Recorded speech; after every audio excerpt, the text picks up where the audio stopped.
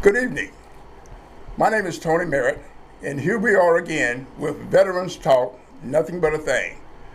The normal host for today, the normal host is Reverend McGee, but he's having health challenges. So right now, I'm the cohort, and I'm filling in for today. Nothing much is going to change because we're going to continue to discuss the challenges that veterans have with their benefits, with housing. All of those things are on the table. And so we're going to be discussing those things and several other things. One in particular that is a primary interest for me, of course, is the Vietnam Memorial that is proposed to being built in Piedmont Park. So that's basically how the conversation will go. Of course, to assist me in today's broadcast are two of my cohorts, veterans, and we're going to be discussing things that are important to them. To my right is Tony Barr, and I'll let Tony introduce himself. You got the floor. Greetings, everyone. My name is Tony Barr, and I'm representing actually Frontline Community Services Vet 22 program, in which is named after the 22 veterans that commit suicide every day. And I'm sort of on the front line on the more civilian side of bringing awareness to just not the suicide issues, that's our main purpose, but all issues that affect all veterans that serve, regardless of what era and how long or whatever. It's just be that advocate to help them feel like, they didn't serve this country, their red blood for red tape. And so that's one of our purposes as well. But we'll discuss more and further, and I'll hand the floor over to our other special guest. Yes. A friend of mine, Lawrence Densford. You got the floor. Little introduction. My name is Lawrence Denson. I am a native of Atlanta, retired military, and I guess now my pay grade would be as a field grade officer. But for the most part, I'm just a concerned veteran. Yeah. We want to thank both of them for participating today. There are several topics that we will be discussing today, and so one of the things that's really primary right now that we're having a challenge with is Michael Julian Bond and Antonio Lewis, along with Fulton County Representative. Oh God, I'm having a senior moment now. Anyway, I will get back to him. The real challenge is that Michael Julian Bond, and Antonio Lewis proposed that the city of Atlanta make a major donation toward building of this memorial. Michael Julian Bond and Antonio Lewis suggested that they made a recommendation to the budget that approximately $1.5 million be contributed toward the building of the memorial. But we're looking for basically any funding toward that. However, the challenge that we have right now is that Alex Wan, get your name right, is challenging the city's budgeting process for paying for this particular memorial, and therein is the challenge that we're having. My concern and my interest in this is that those of us who are Vietnam veterans have been dealing with the challenge of being recognized since the end of the war.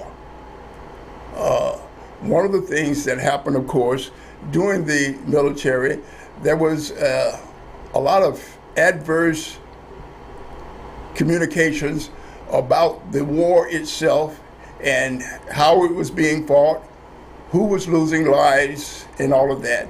And in fact, one of the things that bothered me was the fact that when I was serving, there was news reports that as during this particular war, there were veterans that were looked at as being baby killers, that wasn't the situation. There are certain aspects of war that happened, but that wasn't one of the things. But that was one of the negative attitudes that happened, during this particular war.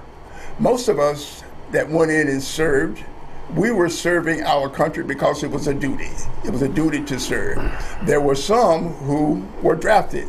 This particular war, the Vietnam War, was one of the last ones where we had an actual draft, and there were servicemen who were drafted into the military to serve, and but then there are those of us who volunteered. We consider ourselves patriots. We want to do things for our country, unlike the term that is used for patriots today that is happening in our present political situation, but I won't dwell on that because our subject today, of course, is the veterans. And the thing that bothers me is that after the war, there were a lot of veterans that returned home that were never really honored. And therein was the challenge for me of veterans not being honored after fighting in a war, making major sacrifices for their country, some of which, approximately 240 from Atlanta, Fulton County, that paid the ultimate price. And by doing that, we felt that, those young men, and they were young men at the time, most of us right out of high school, some, may have been a little older, but we were teenagers. We weren't able to drink. We weren't able to, some of us weren't even able to have driver's license. And so the challenge there was that we made this major sacrifice, and we feel that by us making that particular sacrifice, it would be, shall I say, one of the things that the city of Atlanta, which we call home, would be willing to honor those who paid the ultimate price. Now, of course, there were a lot of us that weren't actually from Atlanta. Take myself, for example. I lived in Palmetto, Georgia, but there were people that were from all over, shall we say, the metropolitan area, Fayetteville, the different communities around the city of Atlanta. But when we were talking to our buddies in the military, they would ask, "Where are you from?" If I told them Palmetto, Georgia, they would go like, "Well, where's that?"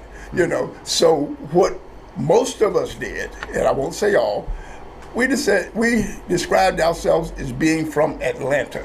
Atlanta is the home city. Everybody knows where Atlanta is, and we were proud, And so as a result, that was generally the conversation. "Where you from?" "I'm from Atlanta." "Oh," and then I know so-and-so, or whoever, that's also in the military that was served on a particular base or wherever, they were from Atlanta, and what happens a lot of times is just because a person says they're from Atlanta, you go like, "Oh, well, you should know so-and-so." No, Atlanta had a very large population at the time, and we didn't know everybody. Yeah. But the thing about that was we called Atlanta our home. That was our base. And so we were, when we ran across our buddies in the military, homeboy, and that was a term that we used to describe each other. So you ran across people from a homeboy, So that's why, as veterans, we in seeing that the possibility of the city of Atlanta not developing and building and helping to finance the building of this memorial is a challenge. One of the other things that is, just bringing it up since I'm on that little page right now, is that Atlanta is one of the few major cities that does not have a memorial for its sons who paid the ultimate price. And we, as a veteran group, the Sons of Atlanta, the Piedmont, our desire is for the city of Atlanta to recognize these veterans that paid the ultimate price. And here's a perfect opportunity for the city of Atlanta to do that. So I would love to see our city do something like that. You know, the other thing that when thinking about this and everything, particularly those young men who paid the ultimate price, there are probably several of us who remember, who had classmates who served during the Vietnam and paid the ultimate price. I attended Harper High School, which is on the west side of Atlanta, and from my high school, there were two young men who paid the ultimate price. And I'll call their name because it's one of those things where I believe, in my belief system, that as long as someone is calling that person's name, their spirit still exists. And so I'm calling his name, Earl Henry Hicks, and he was in the class of 66. However, Stephen Allen Kelly was in the class of 65. He was in my class. We studied together. We took classes together. I watched him play football at Harper High School. And so I would be honored, and I'm quite sure the alumni of Harper High School would be honored to have a memorial built with his name permanently engraved in the stones for that particular young man. You know, it is a right, and I'll go so far and say that it is a right. It is the right thing to do for the city to honor their sons, and that's why we came up with the name Sons of Atlanta. You know, so those two young men from Harper High School deserve to be honored, and because they are the native sons of Atlanta. And they served and paid the ultimate price. So here's an opportunity for the city to honor those two young men and 238 additional young men who paid the ultimate price. I just happen to be familiar with those two young men. So I'm asking the city council and Councilman Alex Wan, who is opposing this particular memorial, to come speak to us, come tell us why it is that you're in opposition of the city of Atlanta opposing this particular memorial. Now, I'm not going to sit here and monopolize all the time. We have two of our guests here, but that is something that's burning on my heart and will continue to burn until this memorial is built. Now, back to those veterans who take their lives every day. I'm going to let Tony talk to us about that. Right.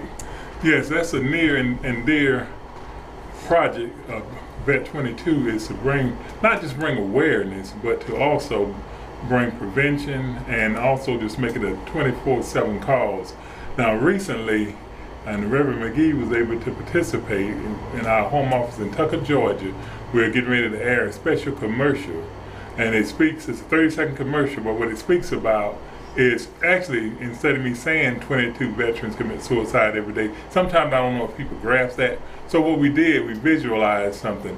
I was able to get 22 local hearses in single file to drive one behind one another with a military Humvee escort, with flag draped coffins and everything else, to dramatize, to kind of show people, can you imagine if you had to see these amount of funerals every day? But that's reality, that's what's happening. And it's really, to me, just unacceptable in the sense that being the country that we are and the sacrifices that veterans have made, that this shouldn't even be an issue, that they have to deal with certain things what they deal with. And I think a lot of people take for granted the service of a veteran, even active duty, like it's a birthright that they get this protection. But it's not. It's truly more of a privilege when you think about that. You got people that I can say that I've never met that are willing to go off to a foreign land, or whether domestic or foreign, and get injured or die or have to kill for me. And I just feel the least that I can do, even if it's a lifetime commitment of honoring them and showing the men and women all that it was not in vain. But in a capitalistic society, it's sort of like the attitude that I get, and by the way, like I said, I'm a civilian representing veterans. I'm not a veteran. Some folks think I am, but and they say, well, why? And the reason why is because I sit and I listen to veterans. I listen to all the good, the bad, the ugly, and everything, and I just, it became a passion. Plus, I have a family that's been in the military. One time with, I think it was Ebony magazines, and my family had the most service of an African American family at one time. So I've been around it, military, pretty much all my life. From immediate family to other relatives as well. But it's a passion. Like I was saying, I fall on deaf ears a lot because when you're living in a capitalistic society, everybody's chasing the next dollar, thinking about the next dollar. And I sometimes sit and tell you, I say, well, whatever you chasing or seeking, I say, don't you know if it wasn't for veterans, you may not have that opportunity or the freedom to pursue these goals and dreams. I say a price has been paid, and the least is that we can repay them. And I say, they hear it a lot. I say, but I take it one step further. You hear, let me say, they hear the term, thank you for your service. I take it one more quote with it. I say, no, I don't want to thank you for your service. Let me repay you for your service. Let me show you some, not just a few words. Let me show you some action. Let me show you some resources. Let me show you we're on the front line, remembering that regardless what, ever the war was, or even if it wasn't a war, you still serve. You put your life on the line. Not only that, but also families of veterans go through a lot of different situations people don't know about. If a veteran is injured, if a veteran is killed or whatever, that carries on for generations with the families. And then sometimes people forget that too. So life of a veteran, is based on orders. Kids may tell you they went to 5 different schools, while they 10 different schools, moving around, because they're following orders, and that's a lot of discipline to do those type things when you think about it, and then to come home. When I see veterans come home, it seemed like the war of just getting the recognition of things they've already earned was tougher than the battlefield, and I'm just saying. That's unacceptable. I mean, to me personally, it's unacceptable. And I can't even make any excuses, even listen to about the Vietnam Memorial. And I'm pretty sure if Mr. Wan was to come on, if he said anything about budget, it should be made, the veteran should be the first thing on the budget. Because without that support of what to be the nation we are, he wouldn't be able to even vote no. So I'm just saying, so I don't know what the excuse could be that anybody want to vote no on, memorializing some people that have sacrificed it all, their life, and we don't want to pay them homage with a memorial. That's almost, that's unacceptable. And I think the people, and the veterans shouldn't have to be fighting this fight. Let's just put it this way. The people, the citizens, all that have benefit, even if you here illegally, you still should be supporting the veterans. Because they built this to make you want to come here. However you got here. So you can take time out, whether it's small monetary, volunteering, something you can do. It's something everybody can do, from whether it's something minimal or something maximum. Max, it's something that can be done. So, but we do our part. I mean, we can't save everybody, but we try to help as many as possible in any way, and bringing awareness is one thing, like I just told you about the commercial, and hopefully you can be featured on the show in the near future as well. We're starting off in DeKalb County on Comcast Infinity. Commercials will be running next month. So we'll start spreading them out, letting you know about that plight and cause. And also we've launched, I didn't get a chance to tell y'all, we launched a new venture where we practically, really by habit, we have a mobile unit. That's the information, a suicide prevention unit. That we're working to fund, that we can make it where a veteran, it's discreet. So if a veteran calls in, we like to say we have it staffed with professionals, and we can go to them. So when they step aboard, they can get diagnosed, whatever needs with professionals, and we can handle it right then and there. As opposed to, we're also doing some housing. One particular house is a suicide prevention house in Illinois. We bought the land already, and then we're going to also have some other transition houses, but those are more for the job training for veterans to learn how to build and stuff. But the suicide prevention house is named in honor of Miss Trina Parks that's helping us fund this particular house. You may not know the name Miss Trina Parks, but if you go back, if you're a James Bond fan, she was the first black James Bond girl in the movie Diamond or Forever. Right, and she was Thumper in the movie. And she's a big supporter of veterans. So she took the undertaking of doing the first house of helping build a suicide 24-hour, 7-day-a-week prevention house there. And that's for like some, and it's even though we're in the metro area now, but our vision is to be all over the place where you know, some veterans may not feel at ease just trying to talk it through on the phone. They may want to be with somebody. They may want to, you know, somebody may need to hold a hand, whatever. Whatever it is, we need to make sure we can make it accessible to give it to them. Because like I was saying, 22, even one a day is too many to me. Thank you. But 22, but I'm just saying, but if you see some of the things they go through, and you listen to some of the stories, and you have to really pay attention to some of them. And I mean, I talk to both sides from different eras, from combat to non-combat. And it's just different situations. A veteran story is like a fingerprint. Everybody's fingerprint is unique. Yes. So I may have a room full of veterans and no two stories may match. And that's what makes them unique, just like the fingerprint. You need to sit there and hear them out because they each have their own story. I can't just group them and say, oh, you are from the Army, you are from the Navy, you are from the Marine. No, everybody got different battles within. I may sit and listen to Mr. Bernard O'Doyle, and he's telling me about Camp Lejeune and the water situation that happened at a certain era. So everybody has certain causes, certain things that may have affected them in different ways. And I listened to the story of the Vietnam veteran story, and that's a unique story in the sense that it's because not only did they go lay their lives on the line, but they were treated just as bad back home as they were on the field over in Vietnam. So I'm just saying, but that is totally, you know, I'm just saying they were called to duty, whether they volunteered or were drafted, they answered the call. And this is how we repay them. So, but I think of things like that, and I even think about the number of active duty soldiers I'm hearing now that's committing suicide. That's concerning me as well, even though I've concentrated on veterans, but I think we need to do a lot more reaching out. So I'm working on another campaign close to the 22nd of each Saturday. I'm going to have where I'm welcoming home 22 veterans and have them meet resources and people to let them know you're never alone. But it was going to be 22, not out of the service long, but I decided to do something a little different with it. Still going to be 22, but I said, you know what? I don't recall a lot of the other veterans getting a homecoming. Being appreciated. So I said, I got to mix it up. I got to bring 11 that's you know, older veterans that's part of with the new veterans, and then to sit and say, this is what we're going to do for you to let you know that your service was appreciated. We're here for you, and you know, and we're not going to forget. And the reason this idea came to mind is I would be on social media sometime, and I'll be looking on certain pages, and I'll see people being welcomed home. They're having big cookouts, big barbecues and everything, and balloons. And guess what? They're homecoming because they got out of prison. Roscoe. Roscoe. I'm just saying they got out of federal state prison and they getting and I say, wait a minute now.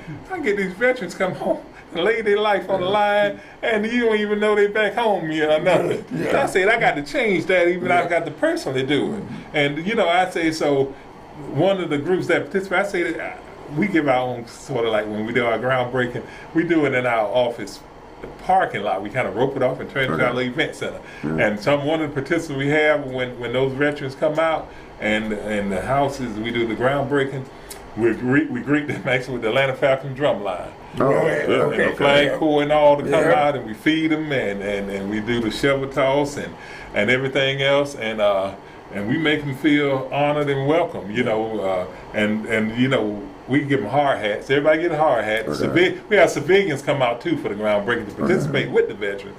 And the reason how you can tell the civilian veterans that's participating, they have the orange construction jacket on. Now, how you tell the military veteran, we have a special camouflage jacket that they get, yeah. they wear, so you know it's a veteran. That's also, so they're mixed in together, so you see, you know, so you may see both, but they all get to participate in being part of knowing that they're the reason why we're doing this at all times. So we just got to do more and get out of this, you know. And like I say, living in a capitalistic society, they put. To be honest with you, I really think money is above God in this country. For what I witness and see, people get more offended you messing with their money than sometimes talking about their God. Yeah. Okay. You see what I'm saying? I say, so that's, and I guess that's what capitalism may do, but what we have to do, we have to find a balance. It's okay to be going after making money, nothing bad about it, but you need to learn how to balance it. Yes. You need to learn how to remember. You need to learn how you truly got there. And I tell folks, I was saying, let's go back to where it all began. I said, if you take away the veterans today, I meant the active duty, veterans, everybody that know how to defend this country, and they all say, we have nothing else to do with this country. We'll be a Ukraine tomorrow. We'll be getting bombed up here tomorrow, and everybody be saying, "Where is our military? Where is it?" I say, "Well, I would say you didn't appreciate them. They went on. They went to a better place. That's how they make you feel." I was saying because I shouldn't see a homeless veteran. I shouldn't see a veteran that may, you know, with the mental issues out there trying to figure it out or whatever. That's unexcusable. Right. And that's why I say, but that's what happens when a nation or people become numb or unappreciative through the fact that it's not in the school books what veterans are truly all about. They don't really teach that. I guess it's like something, okay, you serve, thanks, okay, that's okay, but they don't understand the price that comes with it. And that's why I'm trying to say, and if I had it my way, like I said, not only would be a homecoming, a veteran would be tax-free, free home and everything when they step out, because I know the price that was paid. And I'm just saying, and that's every town should have some kind of commitment. You serve X amount of years for us, and you get honored with this charge, we're gonna honor you. Right. You know, the rest of your lifetime or whatever. You deserve that because, like I say, if you didn't make that commitment, we may be getting bombed up over here. So then we have to come back. Then I say, when I see the treatment of some of them, with the red tape they have to go sometimes go through. I remember one lady, I'm also board chair of a youth orchestra, and she had a daughter in our orchestra, and one task that she had was trying to get her benefits. And I watched her for a couple of years, and also she was facing some health challenges, and she died not getting her benefits. Oh man. Yeah. And you know, and I'm up here just saying, it's people who have to step up to the plate. Not, like I say, I don't think it should be our veterans have to fight for this. No, the veterans need to say, I'm going to hand this baton over. I did what I needed to do to make this a greater nation. You can take it from here. You know, while I recoup, you know, whatever I had to deal with. But we just got to change that mode of thinking. And that has been the challenge of just people that I know could make a difference. Like, I don't know if you know much about Atlanta itself, even on the music scene. Oh, now on the music scene alone, and I personally went to some of these people, and I actually, unfortunately, we just had a big loss of a veteran that was coming to support us. He came aboard right when COVID hit, and we had to stop it. And his name, they just buried him last week. He was Air Force veteran, was Mr. Mitch Faulkner. From Kiss 104. And Mitch, well-known radio media personality. And he said, Tony, I'm going to give you, for Vet 22, I told him he'll be the Grand Marshal or whatever. And I said, we need to take a ride. And he even told me to, and I told Casual Cal, which MCs for us, I said, we're going to still talk to his brother Alvesta, even if we have to name that the Mitch Faulkner honorary ride or something. Because he said he wanted to do it, and I remember he said we can line up somewhere in the Atlanta old stadium, he said, somewhere, and we'll ride down to Short, Alabama. He said they actually have a casino down there. Like to go down there, you can treat them to lunch and everything else. And it would be a nice little ride for them. And they'll help raise money. But COVID hit, so everything was shut down, and we was picking back up, and it wasn't that long ago we talked back with Mitch, and I was going to schedule something, and he got home about two weeks or so ago from a funeral, and the next thing you know, he had cardiac arrest and he died. So, but Mitch was a proud veteran, and he's looking forward to supporting us. But he's in that media world, so we're gonna let folks know about that to try to utilize that to bring more out of it. And but we're back to that, even that memorial. If the right buttons are pushed on that, on the music side, the media side, right here, that 1.5 or $2 million could be raised in less than 2 hours. Oh, I know it can. You know what I'm saying? But it takes the leadership where I guess they may be respect. It may take Michael Julian Barr, the new mayor, whoever, to call in this group of entertainers that live here and say, you all can make a contribution in some form or fashion to help this memorial. And believe me, it will happen. Yes. I mean, come on. We got even Tyler Perry. And he's over on Fort McPherson on a military base. So, but maybe they don't know because I guess the powers that be has not let it be known the way it needs to be known. Now, they may not listen to me because I'm not a politician, a high-profile public figure, or anything like that, but they will listen to him because I've seen it before when things just happen where people go, you know, I can remember 911 when the bombing happened. The next night they had like a telethon and raised so many. You know how hard it is to put together a telethon. They put together one 24 hours, and with the stars and everything. I don't know if it was a substantial amount of money raised in that one telethon. Right. So the money is. I don't even think the money is the issue. I think it's the veterans having to be their own mouthpiece when it's more focused. Come out. Call. Hello. The speaker. I think you have to hit the speaker. Whoever that was calling, please call back and learn how to make this machine work. Yes. So, or you're? No. Well, no, I just had something. So on this with the mobile unit. Hello. On the air? Hello, you're on the air. Hello. Hello. Hello, can you hear me? Yes, I can hear you loud and clear. Okay. Good. Well, good to see you. It's good. Hello. All right. Turn down your background noise. You got background noise, Reverend McGee. Okay, we getting some feedback with that. Turn down. Turn your volume down on whatever's playing in the Let me background. turn it down. Are you on speaker? Okay. Yeah, we're hearing a lot of background noise. Can you hear it now?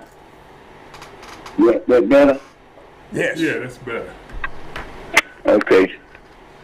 Well, I'm good to see you guys, man.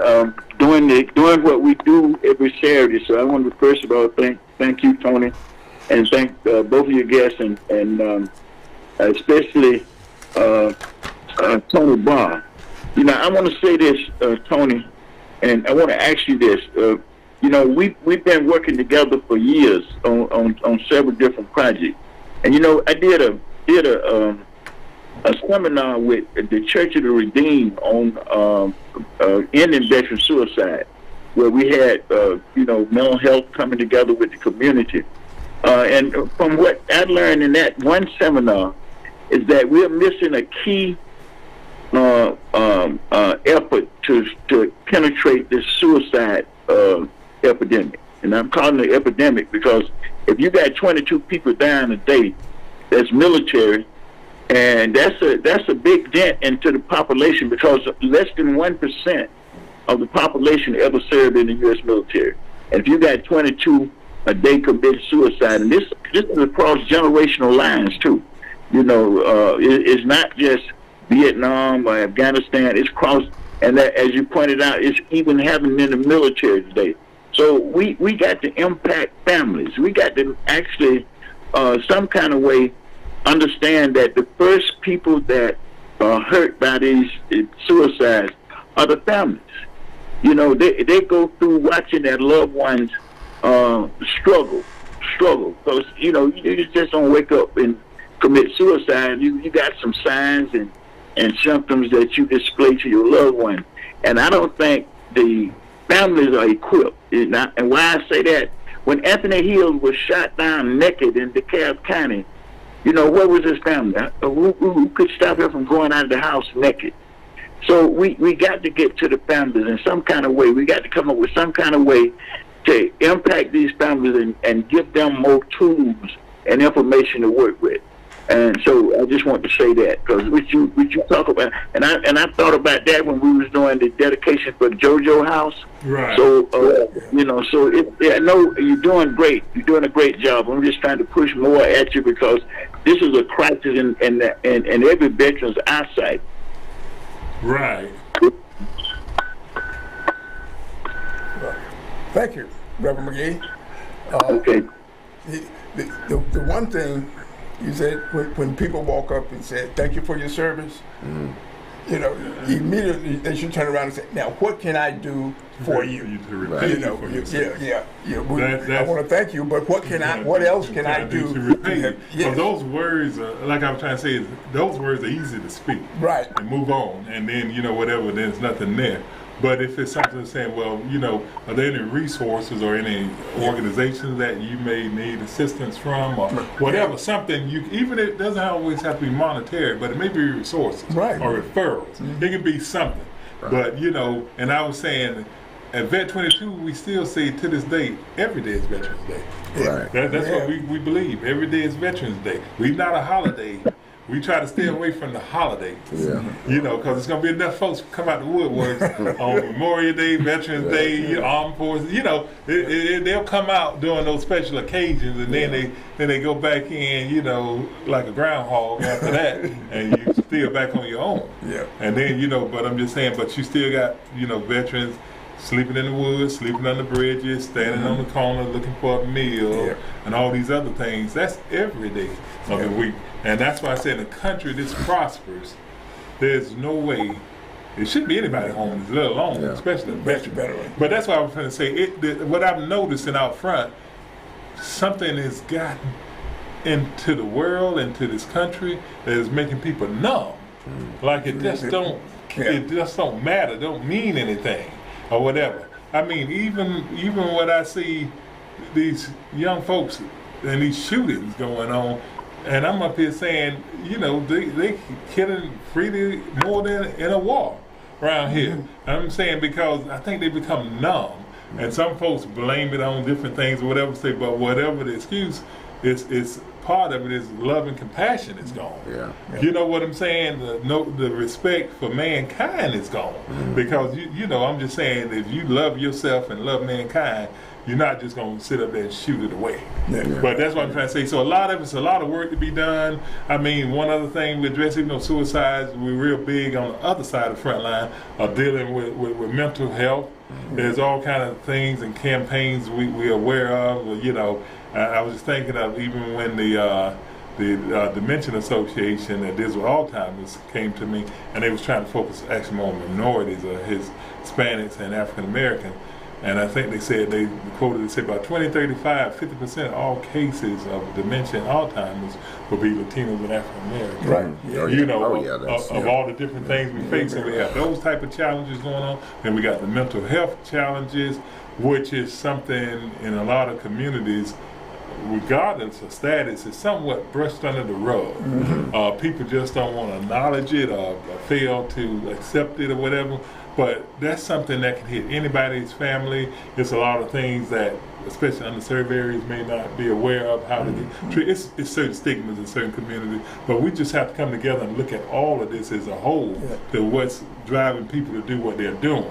You know, now, like I say, when I talk with a veteran and I hear certain things that I hear, it say, wow, it sit there and blow my mind. I remember when I was in high school and I had a Vietnam veteran who was working with me, and he said and told me a story, I never forgot it. He said, can you imagine you're sitting there talking, you're sitting there next to your next comrade on the front line or whatever, next thing you know, his brain's on your shoulder. And then he was saying, now, I'm going to tell you, he told me, Tony, I'm going to tell you, at that time, everybody didn't come back home. But he was saying some soldiers chose not to come back home. He said he know they decided to stay over. They might took the dog tag off and throw it and did some. He said, but some didn't even want to come back because everything was so many traumatic things going on. And then so then you still had culture wars going on over here as well as on the battlefield because they would still tell me, the Viet Cong would sit and get them and say, what are you doing fighting over here? Right. They don't even like you. It's not even. So you had that kind of synergy going on. It was so much going on that you had to deal with, and that's why I say everybody's stories are a little different. Yeah. And I work with everybody to this day, from the private to the general. Right. Okay. And I always tell them, even I tell General Hood, he's a big supporter. He was an Army general, retired Army general. But I always say, when the General Hood at Vet 22. The private gets the same respect that the general gets.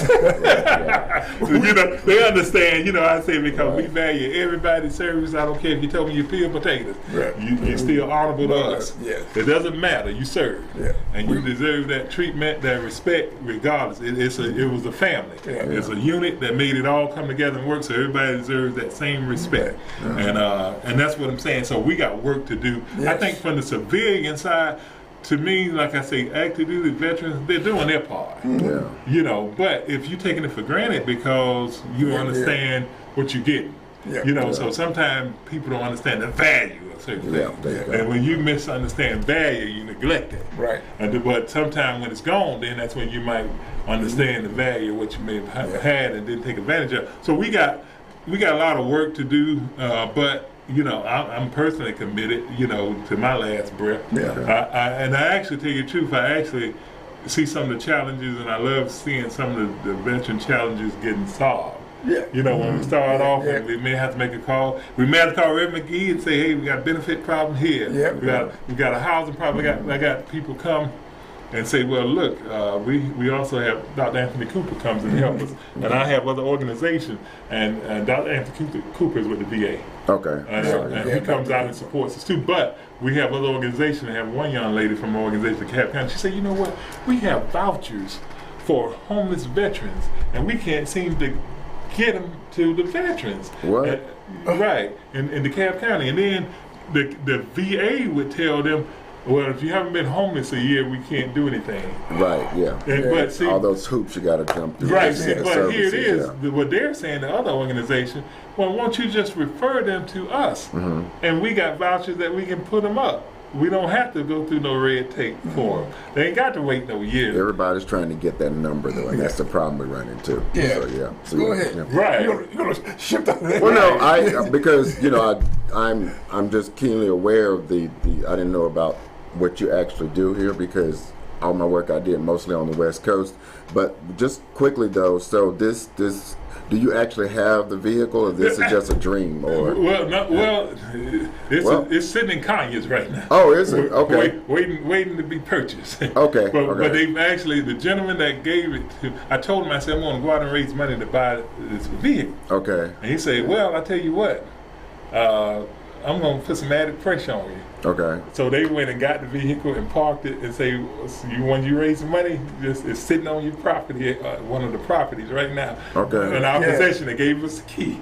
But we just have to pay and get the tag and registration. But he was saying, you'll get it. Because he already knew I had set a goal to go out and buy one. Okay. And he talked to someone else, and they said they'll sell it to us a little cheaper. And I said, well, we still got to raise the money. They said, well, we're going to give it to you. So if anybody want to see that you got something waiting to purchase, it's sitting, you got it. And and oftentimes when you're doing nonprofit, anything that's nonprofit, you've got to jump through all these hoops. I mean, even just like volunteering at the VA, you've got, well, because of HIPAA, and I understand that. But so that being said, let's say we have the vehicle, it's purchased and what have you. What about staffing? That's why I say that's part of the fundraising, to cover the staffing. Okay. Make sure we can cover the clinicians and everybody else needed. Okay. Even doing teleconferencing on the bus. And what are your outreach options, or what are you doing as far as outreach to get more? Because oftentimes we got these wonderful ideas, And then, you know, I've always kind of survived under if you build it, they will come.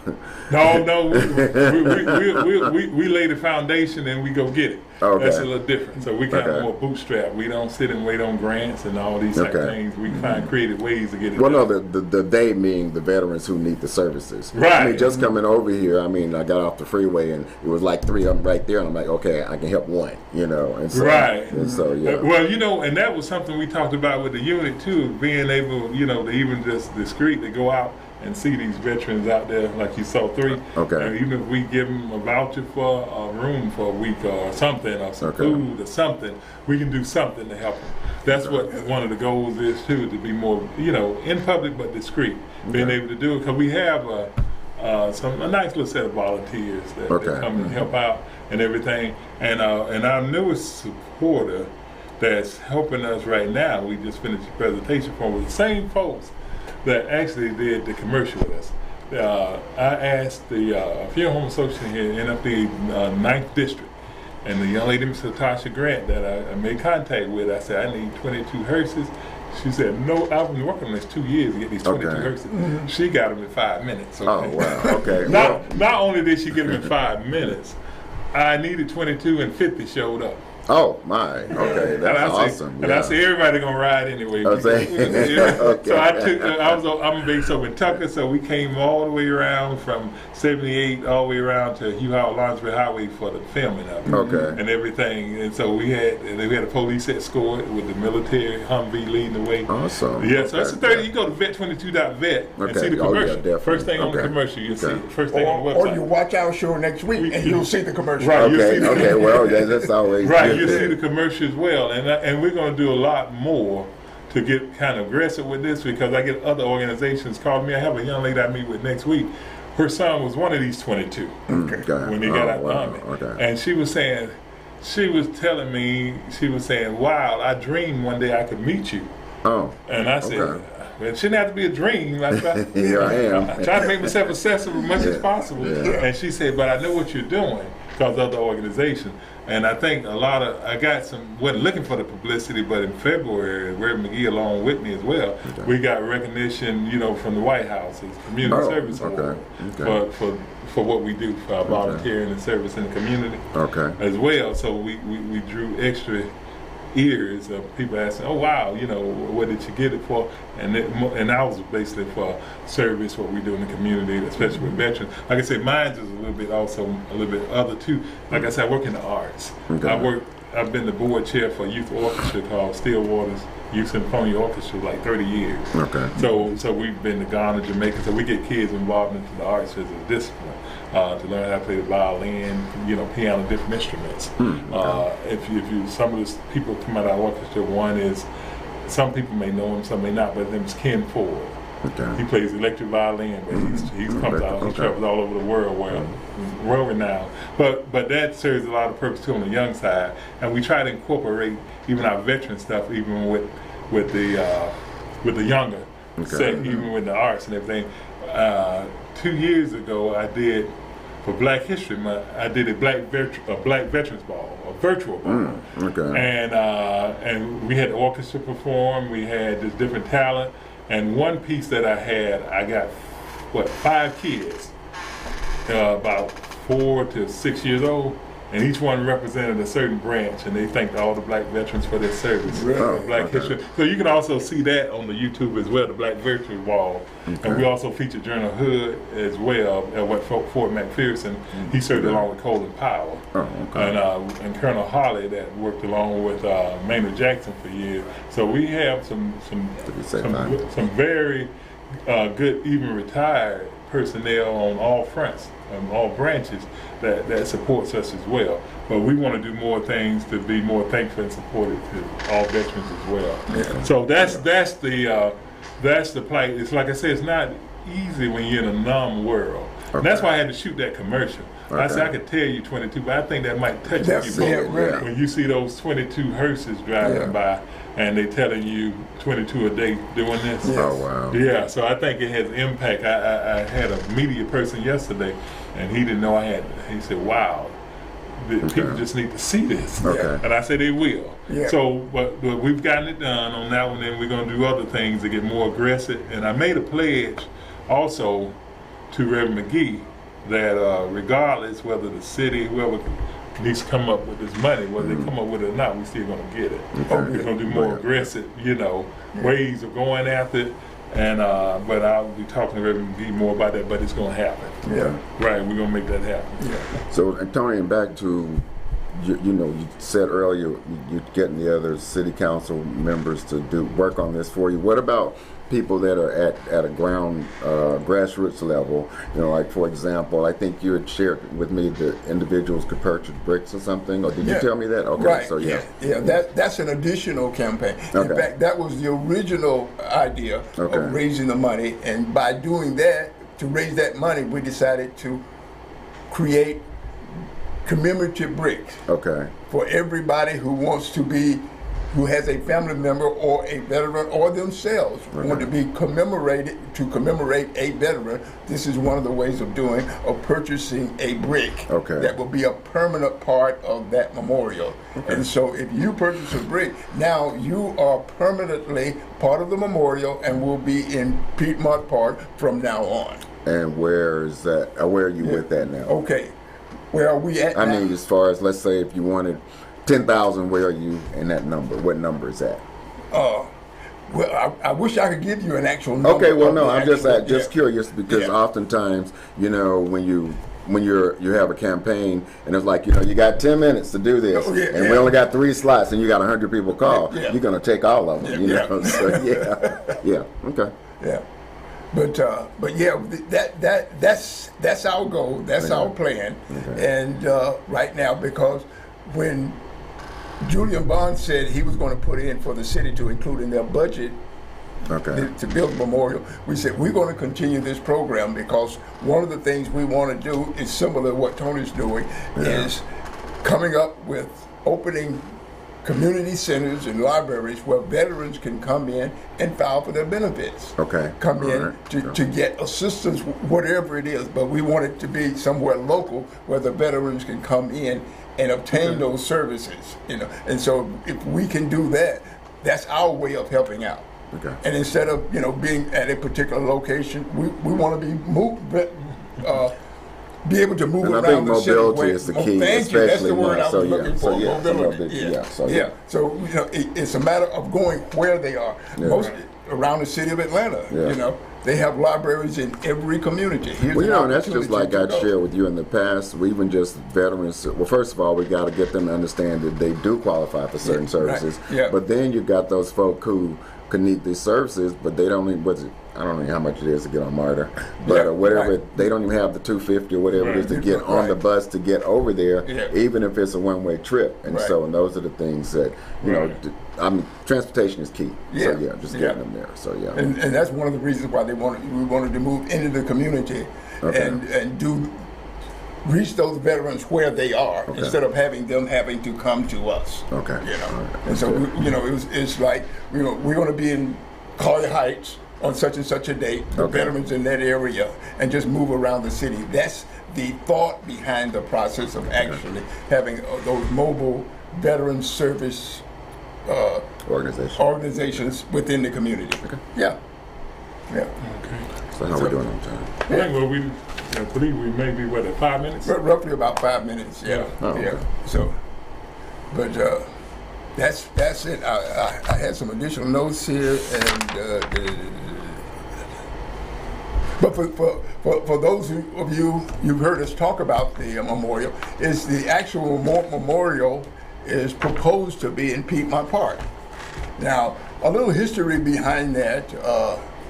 One of the earlier ideas or locations for placing the memorial, you mentioned Fort McPherson.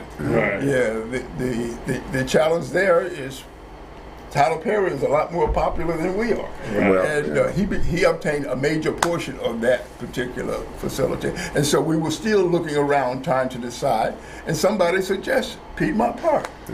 And when that suggestion came up, Reverend McGee brought up the fact that when he returned from Vietnam, that was a gathering place for veterans. Okay. They'd all hang out there because you got to remember back then Atlanta was still dealing with segregation. Oh yeah, absolutely. But that public park was a place where all of those veterans, regardless of their age, can come together and associate. And so it became a great location to build the park. Okay. And then, of course, we petitioned for some space in Piedmont Park, and the Atlanta Conservancy, they jumped right on it. They So bought the spaces there just got to be funded.